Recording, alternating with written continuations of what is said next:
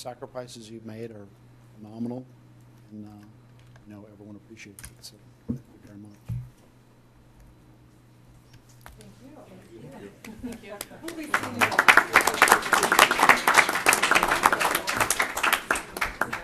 Thank you.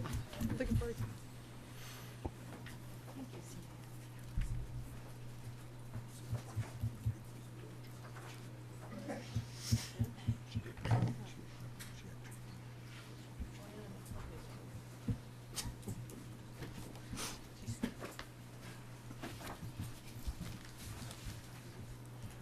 We move on to open forum. 15 minutes has been set aside for any citizen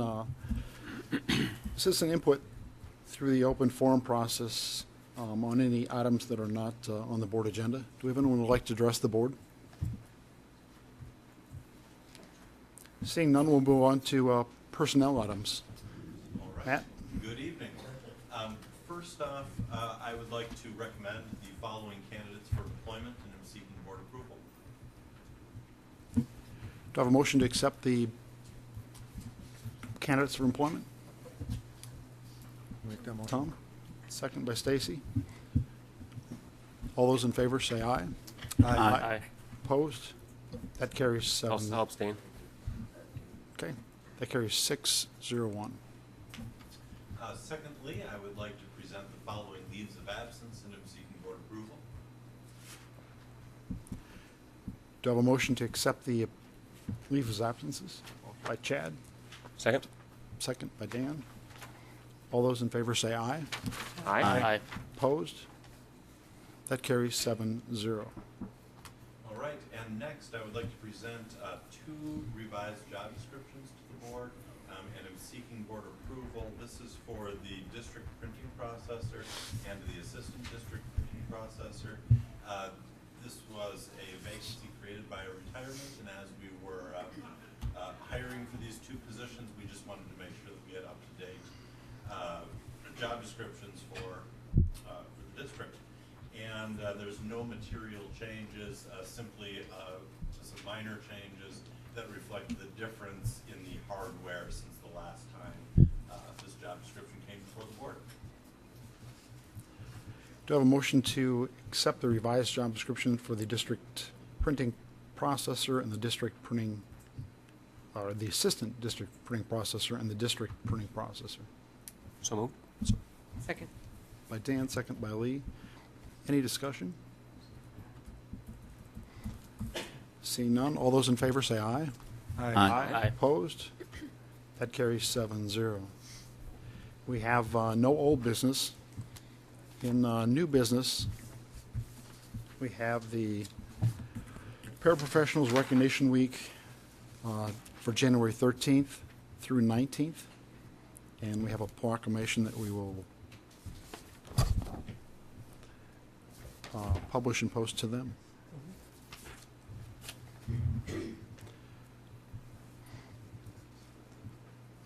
Secondary registration guides, we have the principals.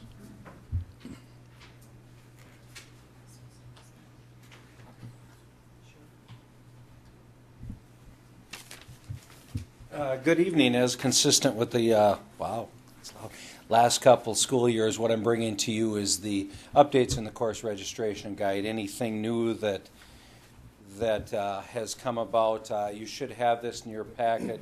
Very brief explanations. The first one, advanced placement computer science. We were one of 14 schools in the state offered through the College Board some startup costs if we institute an AP computer science course this year. I have a teacher on board for that. We're getting the curriculum written, and hopefully if we have enough students sign up, we will have an AP computer science course starting the fall of next year. 1 section, 2 sections, as many students as we have signed up for it. The teacher interested right now, I'm sure will be qualified, as he already teaches AP stats for us. So this was, I attended a meeting last week at MDE put on by the College Board, and I took it as quite an honor and quite an opportunity for us. 1, to be accorded the honor startup class, 2, Not only the startup cost and money, if, there's some free training for the instructor and everything, so that's a really good opportunity. Honors Physical Science 9, that went through the curriculum committee. I know there's been an interest for a few years of having that honors track for science like we do in every other subject. It's currently going through the writing process, and that course will be offered next fall. Right in line with the other honors English courses we have, our AP Geography course, everything else in ninth grade. Pottery 3, we've had a Pottery 1 and 2 with what we covered over a trimester. Now that we've gone to quarters, we've lost something because Pottery 1 and 2 goes in a semester form. We waited a year going into this to add the Pottery 3. It really makes up for what we lost going to the semester. The quarter system, you'll notice that, let's see, I think that's the first two parts. Yep. Current course offerings, we're going to take Algebra 2 Honors 0 hour next year if enough students sign up. That was a way to accommodate some advanced 8th grade students we have next year that'll be looking at Algebra 2 Honors in order to mesh it with the two schools' calendars. The best opportunity, and I found a teacher who volunteered to teach it, was to offer it 0 hour. That way they don't miss anything from the middle school to the high school and the transportation. They'll miss part of their first hour at the middle schools. However, this class will take the place of it, so it works out really nice. I met with a group of parents, November, to talk about this and have communicated this with them. General Chemistry 0 hour, Anatomy Physiology 0 hour, we're going to offer it to save lab space. You all know that with our current space issues, we're running short of lab space, so we thought we would offer this 0 hour. It's a junior-senior class. We've offered the 0 hour for the freshmen. We have not allowed them to use an open period because we want them to fill their schedules for juniors and seniors as the hook. If they're going to start early, we'll let them get done early. But if we can get enough students up there, we can free up some of the crunch on our lab space. General Chemistry Hybrid along the same lines. Right now, we have 2 teachers that would like to team teach the lecture, and then they want to hybrid the class. So when one teacher is going in to conduct the lab, the other teacher students will be out on a hybrid class, answering questions, working interactively. That way those 2 teachers can share the lab. Again, we're looking at creative ways. As we increase enrollment next year, we have to create a couple new classrooms, but that's not going to solve our lab space. So we're trying creative ways to do that. A couple other things that have come up. College accounting. We've been trying to get AP accounting for the last couple of years, not just us, schools across the nation. The College Board has not approved it. Ms. Reinhardt came to me last year. There's a University of Kansas and another school that students take your accounting too, and if they pass a qualifying test, they get college credit for it. Well, we didn't see a lot of weight in it if it's a school in Kansas or a school here and there. Well, this year St. Cloud State has taken that on. So when the students finish accounting too, if they pass, it's not really a course change, but it's something in the handbook we want you to know about. They take a test at the end of 2, and if they pass with 85% or better, they will get college credit from St. Cloud State for college accounting. And it's not only good at St. Cloud State, it's good for any Minsky school, Winona State, Bemidji State, so on and so forth. So they will get a 3-credit college accounting class on their transcript. Last year we started with Spanish, college in the schools or concurrent enrollment. We did that through Mankato State. We're flipping that to St. Cloud State to line up with our physics. We also have a request in for German. All we're waiting on is the instructor approval. I don't think that's a problem since one of our instructors is a native German. I don't think it should be a huge issue. So it will leave another, college credit class for our students going in. The last thing on there, Dr. Groover and I, the Monday before Christmas, we're still underway with this, seeing if we can get it in. And I want to mention this. We're hoping a couple of these things are sliding in the last minute, I know, but when these opportunities come that are good for students, you kind of strike while the iron's hot. I hate to say, no, we're not ready, wait till next year. But Dr. Groover and I were invited to Inver Hills Community College. They have what they call a ladder program. Very briefly, I don't want to take a lot of your time, but concurrent enrollment is the college and the schools. You have to be in the upper third of your class as a junior, upper half of your class as a senior to enroll in those classes, same as PSEO. This is not set by the schools, it's set by the college and the state. Well, if 65 to 68% of our kids are going to a four-year college or a two-year college, we have an awful lot of students going on to college that don't qualify because they're not in the upper third. Does that make sense? You know, I figure we're losing 40% of our kids going on to 50% of our kids can't enroll. Inver Hills has a thing in math and science, a program in math or science that they align it with the high school curriculum, and these students could take a class in 10th grade. Our teachers teach it. There's a mentoring program through Inver Hills. If they take that math or that science and it fulfills their high school math and science, it qualifies them to take a concurrent enrollment math or science, or excuse me, math or English class as a junior, and then as another one a senior, that they will get concurrent enrollment credit. For it's an opportunity for those kids going off to college who don't meet that to get 2 credits of, or 2 college courses of English and 2 college courses of math. We'll do one or the other starting out. Bottom line, they can get college credit in high school, transfer to all Minsky schools, and then they say, Hamlin, Dr. Groover has also agreed to take, wasn't that the other one? And so these kids these students would not otherwise have the opportunity. So Dr. Groover and I came back and said, how can we not try to get this in? So we're underway with it. That's the big changes for 13, 14. Questions? I know that's fast, but You had mentioned the pottery as a semester or quarter class? quarter class. Quarter. It was 2 trimesters now. Okay. The same 2 trimesters will take 3 quarters, and it's pottery our 2 most popular art classes are pottery and photography. So we have a lot of students asking for this. It'll require an adjustment of staffing, not necessarily more staffing. So basically a full year of pottery. No, 3 quarters. 3 1, quarters. 2, Okay. 3. Okay. The equivalent to the 2 trimesters we have. Got it. Okay. Has there been a lot of interest in, do you know, in the computer science AP, or is? We haven't started registration yet. I think we will, especially with as popular as our robotics program is. The computer science is basically a computer programming course. And one more, this is a lot. Yeah. Can we do all this well as opposed to so-so? Because I want to make sure if we're going to do all this, it's done right and not, because I know that you're fitting a lot of stuff in a short period of time. My concern would be The only really new things going on, I mean, a lot of adjusting. The 0 hour in the classes is not a curriculum change. That's just offering a different time if the kids don't.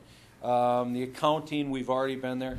The Science 9, Mr. Holmberg, we've been working on since October. The AP accounting, we've been working on 2 months. I have a teacher that's already taught C++, so it's just learning the Java training. I wouldn't do it if I didn't think we could do it well, because I'd rather take a year and make sure it gets in right instead of slamming it and watching it fail. So the AP computer science, the German 4 we already have is really the biggest new, except this latter program, and we're giving it a try. I have not confirmed yet that we got everything in place for that, and I won't put it in unless we do. I'd rather wait a year and see it fail, but I think we can make it work. Duly noted, though. I don't disagree. Good, Rich? Did I hear, which language are they going to be programming in that computer programming or computer science Java. class? Java. Okay. It's a Java platform. I'm not a computer. The teacher, Jeff Yost, says, look, we have the manual and everything. That's the way they're offering. Do we have the hardware? The What PCs? we do. The PCs and the I've already licensure? talked, Jeff and Marcus about Okay. it. Where we would put it, we probably is slated, I think, to be upgraded anyways, is it not, Mr. Holmberg? This summer, we're going to be, in addition to the new computers that came into the high school last year, they should be able to run this program on it appropriately. This summer, we're going to be upgrading the business labs at the high school, and I would anticipate Yes. that this is the area where this class will be delivered. So they'll have new computers consistent with ones we just installed this last summer. Okay. I was at a meeting, there were 5 other schools, and everybody with older computers thought they could run it. We also have our CAD lab, which got the Haldeman Homey computers, which are very powerful, so. I've been told no problem. Okay. Thank you. Stacy? How many kids are we thinking targeting? I mean, I know you talked percentages on the ladder program. I mean, because let me make sure I get, you'd have to be in 9th grade right now, so it's not sophomores, junior? You'd have to be in ninth grade. We would, in 2 to 3 weeks, administer the Accuplacer, thank you. And what that does is that actually they're targeting the program for the kids that take the Accuplacer to score between the 30th and the 70th percentile. So if you score below 30, you don't qualify. If you score above 70, you don't qualify.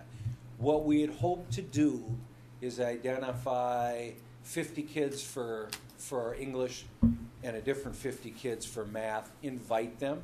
They don't have to take it because it's a 3-year commitment, and see what we get. We would probably, we haven't crunched the numbers exactly again. This was Monday before winter break. We found out about it, and I just said we're going to give it a shot and see if we can make it come together. Burnsville's doing it. Lakeville's doing it, and Apple Valley is going to do it, and I think maybe Rosemont was getting into it. And so I would sit down with the counseling office, and I think right now what we talked, we'd look at that 100 students between the 50th and 70th percentile for now. Again, as Mr. Anderson said, make sure what you do it right, and then you can expand it over the years. But even if we can only get 50 students in now, because the other 30% already qualifies for concurrent enrollment. At least we're given an opportunity to 50 students that they currently do not have. Right, and I mean, I would just echo, I think that's really important to give those kids that opportunity that wouldn't get that. And if we can't get it started right, I'll back off, but I'm confident I can get her done. I'm excited to see Lee, you always have a question. No, I don't have No. one this time. I'll You wait know, for middle school. You can always email me, or you can always call me if you have any questions. So, thank you. Thank you.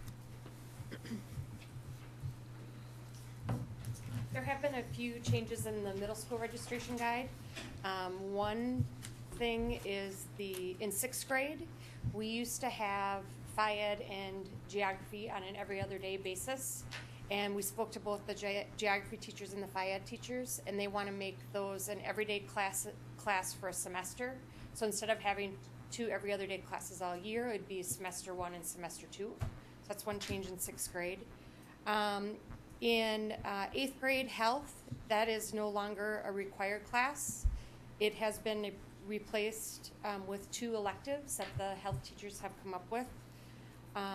In our world language, we have dropped Intro to Spanish, and we've kept Spanish 1 and Spanish 2 with the prerequisite of kids who are in 7th grade Spanish B. So if they've taken Spanish A and Spanish B, then they take a test, and if they score at 80% or above, and the teachers believe that that's a good placement, then they can go on to Spanish 2, because those 2 classes are equivalent to Spanish 1.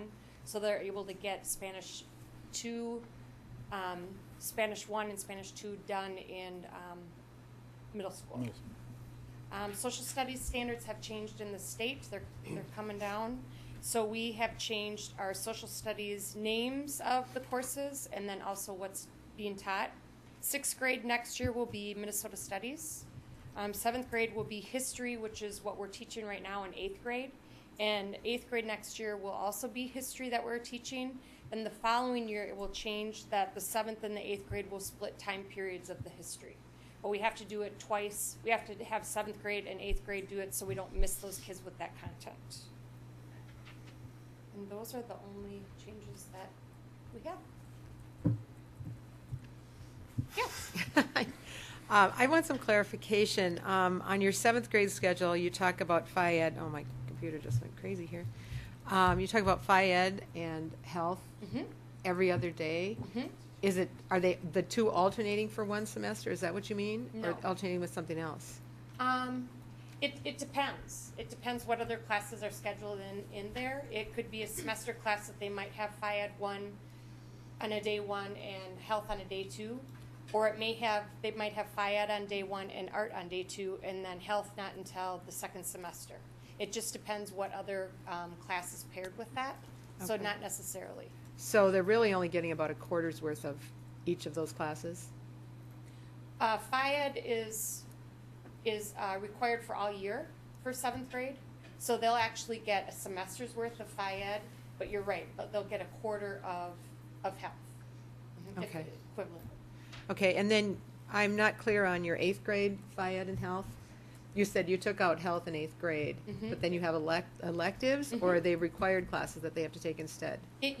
Health used to be a required course. And through this process this year, it has been decided that it's become an elective. And so the health department got together, and then they had a decision to make whether they wanted to keep health the way it was, or if they wanted to change how they wanted to offer the health curriculum and what they wanted to offer to the 8th grade as electives. And each spectrum class, or each spectrum area in 8th grade has the opportunity to offer 2 electives in that content area. So health being that content area, they have 2 electives that they're offering. Okay. It's no longer required. I know it's a conflict and they don't get enough electives. I guess I just want to state that I'm disappointed that health couldn't stay a required class in 8th grade, and that we don't have it for a full semester in 7th. And the problem that we were getting into was with the health prime time situation, and then some kids who wanted full year band and full year language arts, which kind of brought us to this. Yeah, I understand the background. I guess I'm disappointed and hoping that maybe something can change in the future. If we don't have kids that understand their health and their bodies, they're not going to learn very well. So that's an issue. That's an area that is near and dear to my heart, and I just would like to see if we can do something different in the future. I understand it's an issue and the electives and things like that, but maybe at some point something can change with the Phi Ed and the health for these kids. Anyone else?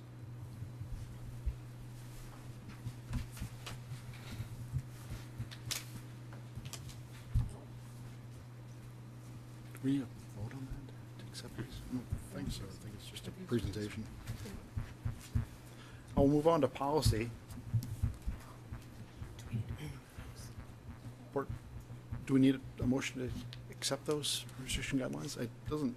I don't know. My computer just went crazy. It says for board. It's For for board approval. Okay. Do I have a motion to accept the secondary registration guides as outlined by the principals? By Stacy, I will second that motion. second by Rich. Any further discussion? All those in favor say aye. Aye. Aye. Opposed? That carries 7-0. Moving on to policy.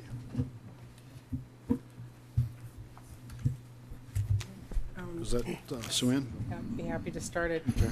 We have a series of policies that have we've been reviewing for quite a long period of time. Mr. Holmberg is all set and ready to tell us all about them and the changes that have been made with the Good policy evening. committee. Mr. Chair, members of the board, Dr. Gruber, the policies that you have this evening, they're the first 4, 611 on homeschooling, 612 shared time programs, 613.1 credit transfer at Prior Lake High School, and policy 620 credit for learning are all interrelated. They're all standalone policies, but they do. Families who are looking at these options for their students really need to look at all 4 of these policies, given their circumstances, and more particularly as they start getting into the high school, looking at what are their options for credit and ensuring that they can transfer their credit into the high school. And if they're looking at that type of option, or for a Prior Lake High School diploma. So looking specifically, and this again on first read with policy 611 on homeschool, there's very few changes, other than just to reference those policies that go with it, 612, 613.1, 620, that's that end note there at the very end of that. On shared time, what we delineated there is that shared time is for students who are looking at other educational options such as homeschool, looking at non-public schools or private entities, but yet still taking classes in our school district. We do allow that, we do offer that. This is a policy that provides guidance to families who are looking for those types of options. 613.1 did go through some changes because this policy pertains to students that are transferring in from other districts or from shared time examples or from private schools or homeschooling, and looking at what is required for credit recognition at the high school in order to continue their career at Prior Lake High School, and to be considered for graduation and receiving a diploma. And so you see things are very well lined up and articulated there. And then finally, credit for learning is 620. There were two areas that were altered in 620, and that kind of has been something that's been coming for a couple of years. For board members that have been on the board, over the past couple of years, we've talked about students taking advanced classes at the high school, or excuse me, taking advanced classes at the middle school, and then transferring the credit to the high school. And we found some drawbacks with that, particularly with our world language and some of our higher math classes. And so we changed those in practice, that students who are taking advanced classes at the middle school, they receive credit for the class that's taken, but it's not counted towards graduation or for GPA once they get to the high school, and vice versa. If they do go to the high school, you know, it would count towards their graduation and towards their cumulative GPA. So you see those procedures referenced here, or that guidance referenced here in policy 620. So this series of policies has been on the docket for quite some time.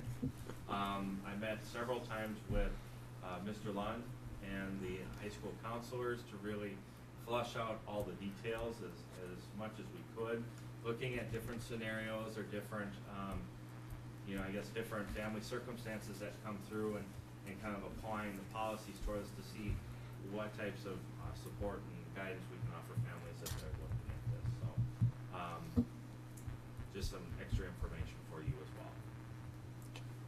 I have one question in that same area, 620, 5 Bravo. At the end of it says no credit towards graduation will be awarded. Does that mean no grade point credit? Correct. Okay. So they will get recognition that they've taken the course at the middle school. Because we referenced that in the top, the second half we talk about counted toward their GPA, and then no credit toward graduation will be awarded. For 5A, it's for students who've taken classes at Prior Lake High School. Mhm. Will have the credit reflected on their transcript, and the credit grade will count towards the GPA. So they have to take the class at the high school. At the high school, okay. So Okay. for 5B, it's students who are taking the advanced classes at the middle school. Got it. So it's Okay. buildings. It's on their transcript, but it will not be counted Good. towards the Okay. GPA or high school graduation. Good. And the same that the Spanish 2 class that now is proposed for middle school. Correct. Okay. Any other questions? Just one question. If a person is homeschooling, would they be able to take, for instance, an AP test at the end of course? And if they could, would that count towards high school credit then also? I'd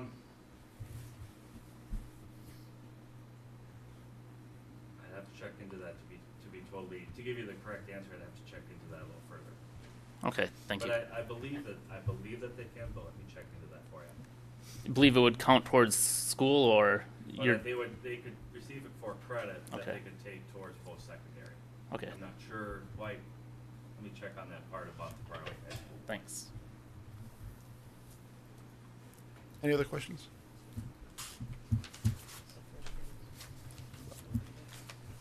Second reading will take place in the February 11th regular board meeting. Moving on to administration reports, superintendent's report. Yes. Oh, Oh, yes. we Pledge of did. allegiance. Yeah, there's a budget. One more policy. sorry, policy 622. 22.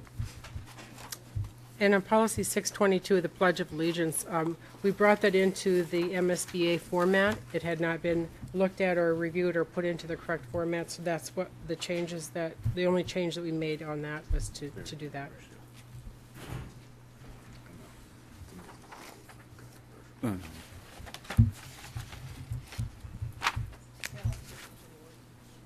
No change in the wording. So that's in addition to the The series. series. Uh-huh. Okay. So all those will be brought back, like I said, the February 11th regular board meeting. Administrative reports, superintendents. We convened our first session of our 2013 Growth Task Force last week. New and returning members of the Growth Task Force heard presentations from our Nexus partners regarding our long-term facility needs as well as options for the high school. We listened to schoolfinances.com give their presentation on our demographic study that was recently completed. Christy Messman gave an update on our decision resources survey that was administered last summer.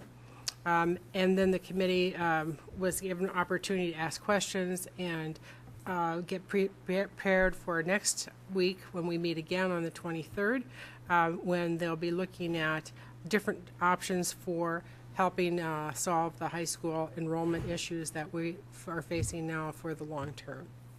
And really, I think that the soundbite out of the meeting was that the enrollment we thought might be a bubble at the high school, and given the new demographic study, it's been determined that it isn't a bubble, that the students that are in the system are creating classes that will give us that 2,400 mark, will be about the average number of students we'll have at the high school for the long term.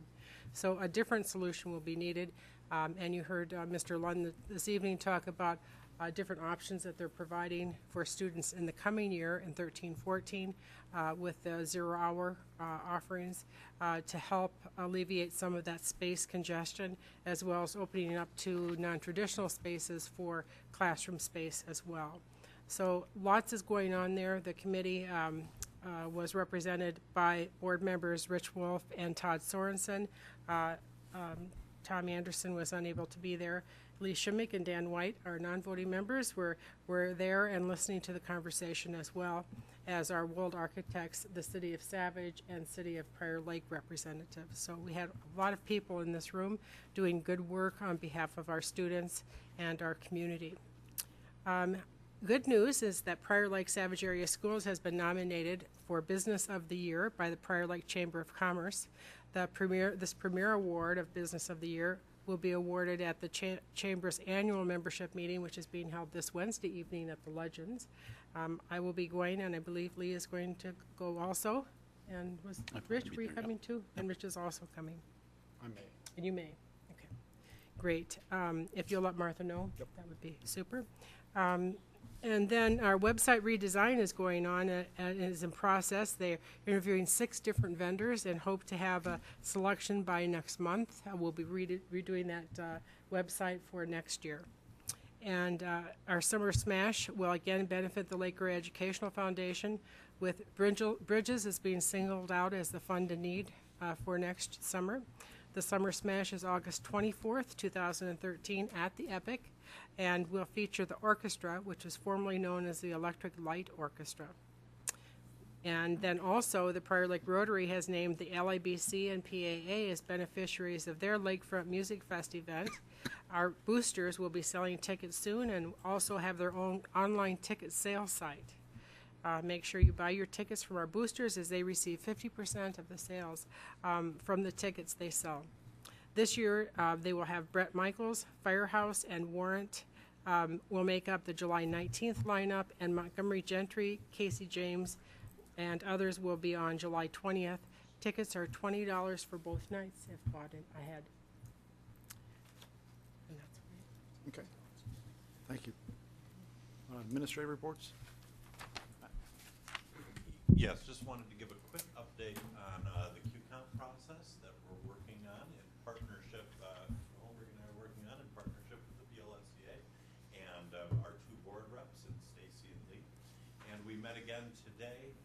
We're at the stage where we're kind of done sifting through best practice and starting that work of putting together a draft plan for our district. So certainly more to come. I would expect to have something tangible for the next regularly scheduled board meeting. And so just a quick update on where we are in the QComp process.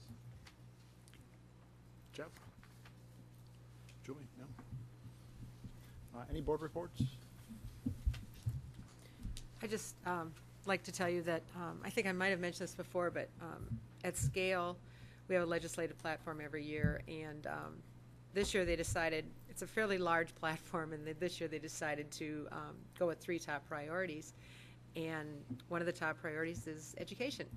So we're pretty excited about that because we've never been kind of highlighted so much in scale. So basically dealing with the funding, equity, the integration funds, using them as we see fit, and then a serious look at all-day kindergarten is on that platform. So I know C is there, but any help we can get from another venue is great, and gave the presentation last Friday to the state legislators that were able to attend. So it was a good meeting for us, good day for schools.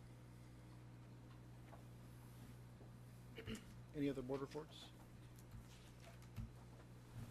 And it was a phenomenal meeting with the community through the growth task force we had the other night. You forgot Dave, and Dave did a phenomenal presentation about the high school. I did forget Dave. Excuse me, Mr. Lund. Yes. I forgot you in my presentation. I apologize. Your growth task force presentation was very welcome and very nice. Richard, do you have any thoughts on that night? It was It was a very insightful presentation. Yeah. I'd heard most of the data before, but I think it opened a few eyes for the people who were there. So, any other board reports? Future events, we have the MSBA Leadership Conference, January 17th and 18th. No school, E through 12 on January 21st for Martin Luther King Day. Earlier release day on January 24th. It's the end of a quarter, and no school on January 25th. We have the board data retreat and study session here on the 28th, and that's at 5 o'clock. 5 o'clock.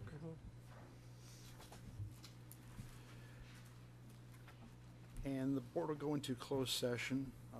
Do I have a motion to move into closed session? I'll make the motion. By Lee, second by Stacy. All those in favor say aye. Aye. Opposed? We're in closed. Good. Yes. Here, we can close Yep. the doors. Okay. Actually, so it's even better because it's closed, so it's data private.